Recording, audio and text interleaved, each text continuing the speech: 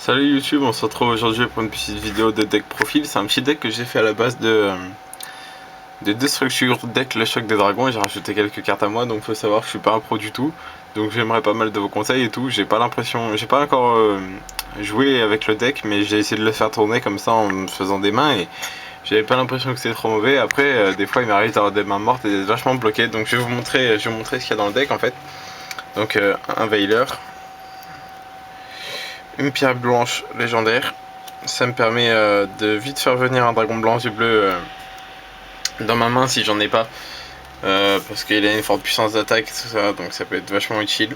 Surtout que j'ai pas mal de moyens de l'invoquer SP quand même.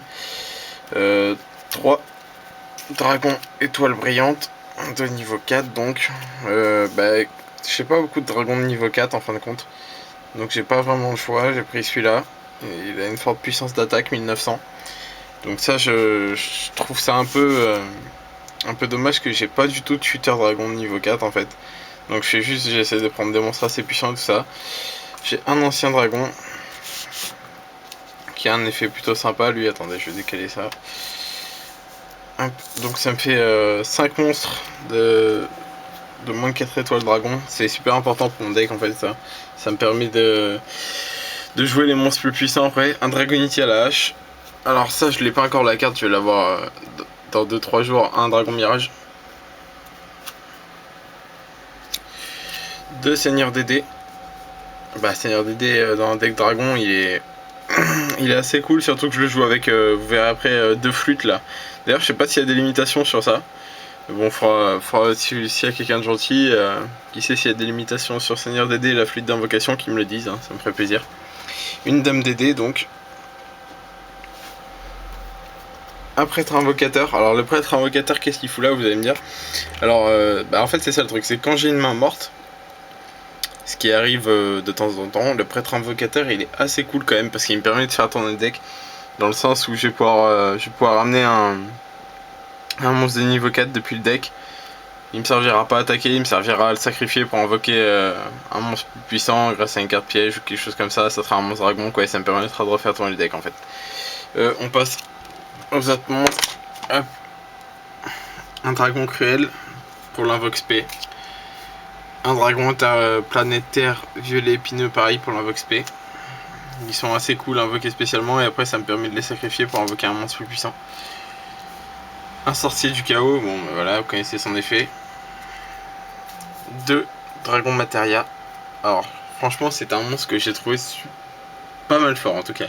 Parce que son effet il est quand même assez cool. Il permet d'annuler l'activation, c'est un peu comme un Stardust en fait. C'est un peu un Stardust, donc j'ai trouvé ça assez cool. Et je l'ai mis en x2 dans le deck, il a un sacrifice pour l'invoquer et avec quelques cartes pièges je peux l'invoquer directement, enfin spécialement, donc c'est assez cool aussi. Hop, un dragon pulsar de lumière. J'en avais mis 2 à la base mais j'en ai mis qu'un parce que je me rends compte qu'il est pas si bien que ça en fait. Un dragon armé des ténèbres. Voilà, donc j'ai quelques monstres ténèbres quand même. J'ai presque la moitié du deck qui est en ténèbres, donc un dragon armé des ténèbres quoi. 2 dragons blancs aux yeux bleus. Bon voilà, je pense qu'avec 3000 points d'attaque, il y a vite fait moyen de faire mal en un tour. Et enfin, un dragon sombre métallique aux yeux rouges. Ça je suis dégoûté, il est passé en limité à 1 dans un deck. Juste au moment où j'achète le choc des dragons x2. Je vois qu'après il est limité à 1 par deck, enfin je sais pas s'il était déjà, mais en tout cas je l'avais pas vu s'il était déjà. Attendez, je range les monstres. Hop.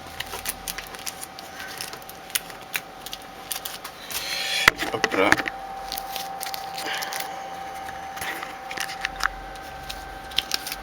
Donc si vous avez des conseils pour le deck, franchement j'ai bien envie d'avoir quelques conseils parce que moi je suis un débutant, hein, je joue à Yu-Gi-Oh depuis...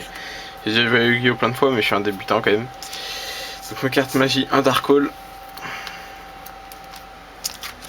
2 fluides d'invocation du dragon. Un violent. Un sanctuaire photon. Alors ça j'ai une question sur le sanctuaire photon.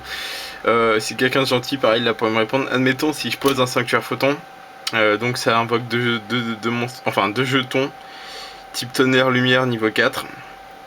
En position de défense, ces jetons ne peuvent ni attaquer ni être utilisés comme monstre matériel synchro. Mais vous ne pouvez pas invoquer d'autres monstres lumière exclus le tour où vous avez activé cette carte. Mais ce que je me demande en fait, c'est est-ce qu'on peut X6 avec les 2 jetons? Donc si quelqu'un pourrait me répondre, admettons je pose les 2 jetons, est-ce que je peux X6 avec les 2 pour faire un Utopie, vu que c'est un monstre lumière, enfin voilà. Un Reborn et un Vortex foudroyant. Voilà, au niveau des magies, c'est ça. Et enfin les pièges, 2 souffles ardents. Alors ça, souffle ardent, c'est un truc que je trouve assez cool parce que faut sacrifier un monstre de type dragon et on détruit tous les monstres adversaires. Non, détruisez tous les monstres face recto sur le terrain dont la défense est inférieure ou égale à l'attaque du monstre sacrifié. Faut savoir que les monstres dragons en fait ils ont des attaques de folie en plus. Même ceux de niveau 4, on voit ils ont 1900-2000. Donc voilà, j'utilise cette carte, je pense qu'elle peut faire mal. Donc je sais pas encore, j'ai pas fait tourner le deck, je vais essayer de le faire tourner sur quelques logiciels là, Royal Lugan Line, quelque chose comme ça. Une bottomless, une relique nordique, une force de miroir, une renaissance de dragon. Alors cette carte elle est quand même assez cool pour invoquer SP, par exemple pour invoquer SP Materia, enfin pour invoquer SP n'importe quel dragon d'ailleurs, elle est assez cool. Un épouvantail de ferraille, un appel de lettre hantée,